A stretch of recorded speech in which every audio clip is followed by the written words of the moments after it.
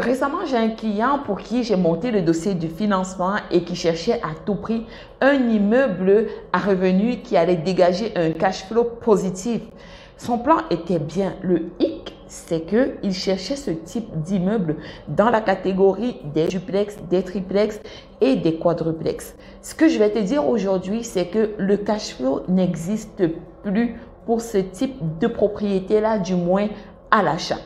Je m'explique. Il faut savoir que avec les prix des propriétés qui ont monté durant la COVID et avec les taux d'intérêt qui ont aussi monté, présentement, des immeubles, des petits immeubles à revenus, des petits plex ne dégagent pas nécessairement du cash flow, surtout si tu les cherches en grands centres urbains. Tu pourrais avoir du cash flow positif si tu vas beaucoup plus loin en périphérie, dans des villages où les loyers sont suffisamment grands et les prix des maisons sont suffisamment bas. Par contre, tu auras beau évaluer des centaines de propriétés dans des centres, dans des villes, tu ne vas pas trouver des propriétés avec des cash flows positifs.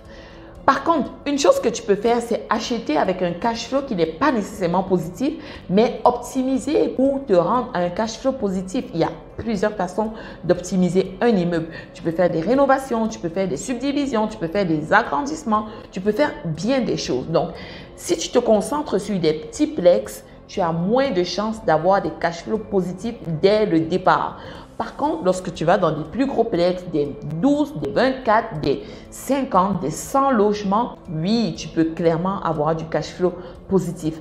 Donc, moi, j'ai travaillé beaucoup avec des investisseurs qui n'ont pas nécessairement les moyens tout de suite d'acheter des 100 logements. Parfois, c'est des personnes qui veulent acheter des 6 portes, des 4 portes, des 2 portes. Et si c'est ton cas, je t'invite vraiment à le voir d'une autre façon, à analyser tes immeubles d'une autre façon parce que à vouloir juste avoir du cash flow positif, tu risques de passer à côté de plusieurs opportunités. Dans tous les cas, si tu as un projet immobilier, tu as un projet d'investissement, contacte-moi et je vais me faire un plaisir d'analyser cela pour toi.